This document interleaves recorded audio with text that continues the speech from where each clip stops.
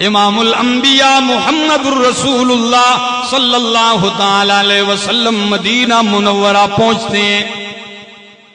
مکہ چھوڑ دیا رات کے اندھیرے میں، یار غار صدیق اکبر کے ساتھ ہیں. مدینہ پہنچتے ہیں. مدینہ میں اس وقت یہود آباد تھے، نصارہ اہل کتاب. یہود و نصارہ یہ دو بہت بڑے مذہبی قبیلے تھے، یہودی اور نصارہ یہ آباد تھے. نبی علیہ السلام پہنچے، انصار مدینہ نے استقبال کیا.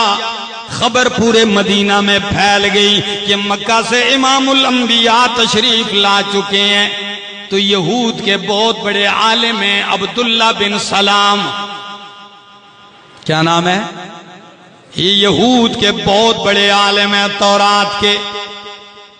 کہتے ہیں میں کھجوروں کے باغ میں کام کر رہا تھا، اتنے میں کسی نے آ کے خبر دی کہ مکے سے کوئی پیغمبر آئے ہیں.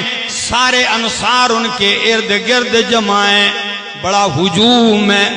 عبداللہ بن سلام کہتے ہیں میں نے کہا یہی تو موقع ہے جا کے دیکھنے کا کہ آیا تورات میں جن آخری پیغمبر کی نشانیاں بتلائی ہیں یہ وہی پیغمبر ہیں کہ نہیں ہیں. میں آ گیا، محفل لگی ہوئی ہے، امام الانبیاء محمد الرسول اللہ صلی اللہ علیہ وسلم جلوہ افروز ہیں.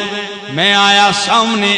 پہلی بات ہری پور والوں سنی، پہلی بات عبداللہ بن سلام کہتے ہیں میں نے تورات کا وہ سارا نقشہ ذہن میں بٹھایا ہوا ہے، میں نے آخری پیغمبر کی وہ ساری نشانیاں ذہن میں بٹھائی ہیں. میری سوچ ایک طرف ہے، لیکن جیسے آیا اور میں نے آپ کے چہرہ انور پہ نظر ڈالی تو اللہ کی قسم ہے سارا کچھ بھول گیا. دل نے کہا ھذا الوجہ لیس بوجہ کذاب، اللہ کی قسم ہے یہ چہرہ کسی جھوٹے کا نہیں ہو سکتا. ھذا الوجہ لیس بوجہ کذاب، یہ جھوٹے کا چہرہ نہیں ہو سکتا، یہ چہرہ ہی بتلا رہا ہے کہ یہ سچے ہیں. آگے سننا چاہیں گے؟